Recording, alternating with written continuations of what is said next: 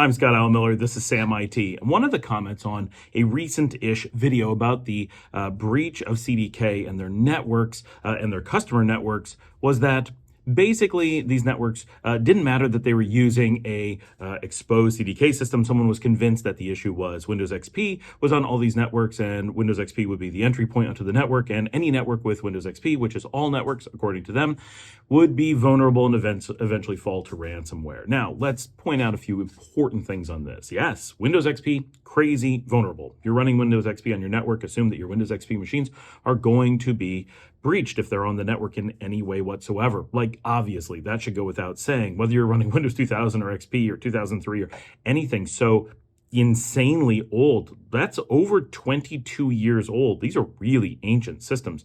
They are going to be incredibly insanely vulnerable. Although a lot of people may just overlook trying to hack them because what kind of value can there be on a system you care so little about? If it doesn't matter to you, it probably doesn't matter if you get ransomwared, right? Like, I mean, by definition, your business wasn't a priority to you. Now, I understand a lot of people really don't get their business processes right, and they do put things that they actually care about and don't take backups and all kinds of things. So yeah, some people are going to go after that for sure. But it's also a little bit weird. You might as well be going after people's Novell systems at that point. When you have XP on your network, of course, it's going to be super vulnerable. But there's an assumption here that if one machine is breached, that all the others are going to be breached. This is an important concept. Going back decades, even in the early 2000s, we knew that if one machine on your network is breached, it should not open up other machines on your network to also be breached. Now, of course, the first step of getting into a network is getting onto one machine and going from there. But the idea that getting past your firewall and just getting onto your network means you had access to everything is completely and utterly a failure of every bit of IT security that anyone has known for decades. This is not a, well, that's how networks should be. This is common. This is negligence to a point of intent. You can't reasonably say that you've left your network wide open and that anyone who plugs in a computer, anyone who gets onto the Wi-Fi, any computer that gets hacked, any email attachment that gets open is just going to intentionally have access to everything on your network. That's not reasonable. Now, again, if you own your own company and you answer to no one, you have no investors, you are not keeping customer data or anything of the sort, and nothing matters except your own losses, then you can do what you want and it doesn't matter what your security is. You can publish your passwords online. Doesn't matter. But as soon as you have investors, as soon as you have business partners, as soon as you have customer data, anything sensitive, anything that's owned by someone else, anything that it's illegal to have stolen, then there's a point of negligence that becomes culpability. And anything like this, the suggestion that one, having XP on your network is normal, XP would make you potentially culpable if you have that machine somehow exposed in such a way that it can just access other machines. That's absolutely crystal clear culpability. There's no way for that to have happened by accident in this day and age. That requires an intentional set of processes that either the owners, the CEO, or the IT department has blatantly opened their network and almost to the point of advertising it online. If in a proper network, for some reason, you were able to make an excuse as to you needing XP. So first of all, if you're running XP on your network, chances are you need to rethink a lot of your life choices as it comes to business. This doesn't make sense. There's no reason you should have XP on your network. I understand there's a lot of people who deal with X-ray companies or manufacturing equipment, and they require that you have XP. In those cases, I recommend in almost all cases, you need to take a step back and think about how you approach vendors and buying products and supporting products. Because if they're running XP, that means that product doesn't have support. And if it doesn't have support, why did you buy a product you can't use and support in the long term?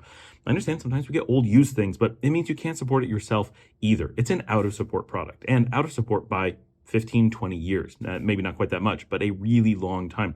These are super dangerous things to do. I realize a lot of companies get saddled with things and they have no control over it. There are situations where we need to deal with XP on our networks today, and yeah, it's just one of those harsh realities of working in IT. But in the majority of those cases, it is something that we can fix, whether it's in the IT department or in the business processes. It's not casual that a company should end up with XP on their network. And as someone who works with thousands of companies, We rarely see this actually coming up, and when we do, it is almost always an identifiable business failure, not something that couldn't be avoided. But there are exceptions. So we understand that there can be exceptions. So let's assume you're in that exceptional circumstance, which is not CDK. No one working in an auto shop, no one working in a car dealership ever has an excuse to have XP on your network. Let's be clear, that's not excusable. There is no gray area for that in that workspace. Now, let's assume you're in an industry where you do have to have XP on your network. XP gets infected, as it will. Just assume it's going to get infected if you haven't done something to completely isolate it. All right, your XP is infected. What risk are you actually in at that point? The answer should be none, really. We don't want our XP infected. We don't want XP attacking other things on our network, but everything else on our network should be locked down and just as safe when XP is infected and on the network as if XP wasn't on the network. There shouldn't be an open port that it can talk to XP. It shouldn't be automatically authenticating something because it's on the same IP range. Like, these are truly crazy things to have to worry about. And even if you did have to worry about that, which you can never excuse having to worry about that, but if you did, you just put XP on an isolated network without access to that network and problem solved. Now, assuming you have to have XP and it has to talk to the other systems in some way, you isolate it in such a way that it cannot access them beyond sending whatever data it needs or whatever. Their basic IT automatically takes care of this in the 21st century. These aren't modern world problems. I understand a lot of businesses, and this is why the CDK breach came up, is that there was layer after layer after layer of incredibly incompetent, no excuse, no way to call it accidental negligence that allowed the network to be breached in a number of ways. The endpoints were exposed, authentication was open to all kinds of different things, VPNs were used, clients were exposed to each other, clients were exposed to the vendor, vendor was exposed to clients, layer after layer after layer of mistakes, or worse, that caused this to happen. Having an XP machine on a network is not a risk to a proper network. It's not a risk to a half-assed network.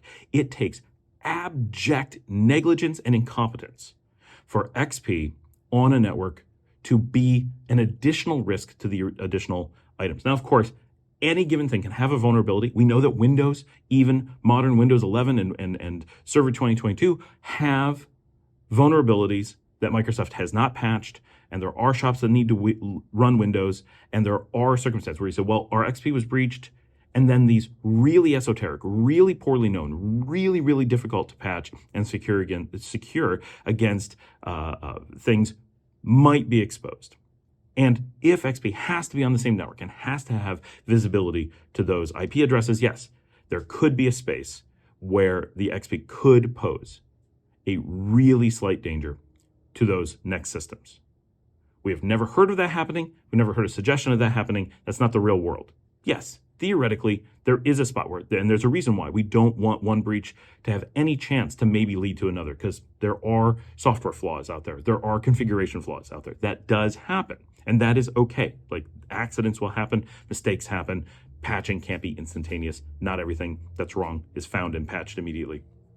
But under normal circumstances, the 99.999% of the time, Windows XP completely vulnerable, totally breached, hacked, 100% total remote control on the same network that is otherwise properly built and secured, doesn't pose an actual threat. It doesn't mean we want it to happen, but it doesn't pose an actual threat. It requires that the additional systems beyond XP also have major flaws, such as being wide open so that the XP can just access the data from them or infect them further or so forth. It's a really important concept that modern networks don't have this vulnerability. We don't use the Citadel model where the outer firewall is the one thing you need to breach, and once you're inside, everything's wide open. We don't think that way in proper IT. There's no space, none, where that is an excusable way for things to work in the modern world. There's no need for it.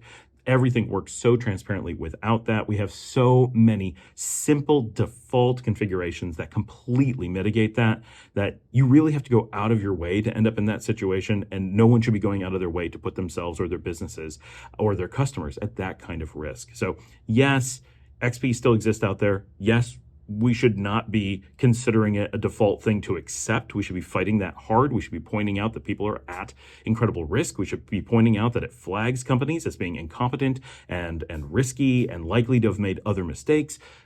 But we have to acknowledge that it is very far from every company running XP. Of the companies that run XP, which is not that many, it is really unlikely, but still exists, that XP makes sense in their environment, that they can make an excuse for it.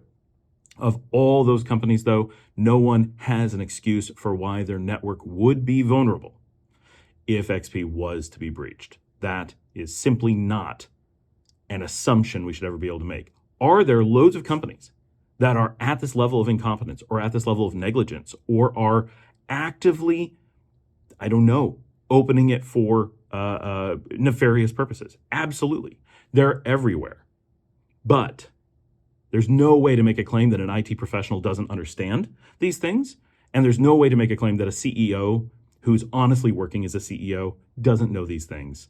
And if you have an owner who overrides everything else and knows nothing, there's sometimes nothing you can do, but all culpability and all liability fall to those owners. So it's their responsibility to hire a competent CEO. It's the CEO's responsibility to have IT that actually has some modicum of idea of what to do. And if it doesn't, to hire someone who does. That is it.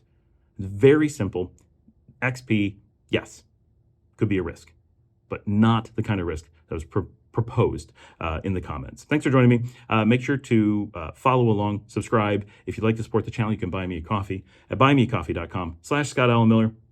I have a book, Linux Administration Best Practices, which really covers just systems administration best practices. Even if you're a Windows administrator or you're a CEO and you want to understand what your IT team should be thinking, should be doing when it comes to your servers and systems, whether in-house or cloud, doesn't matter. I think it's a good read. I think it's got a lot of information, things we cover here time and time again. If someone just read best practices here or other places, would have a really good, solid understanding of why these things are or aren't risks, how to approach them, how to think about them. So thanks for joining me. I'll see you guys next time.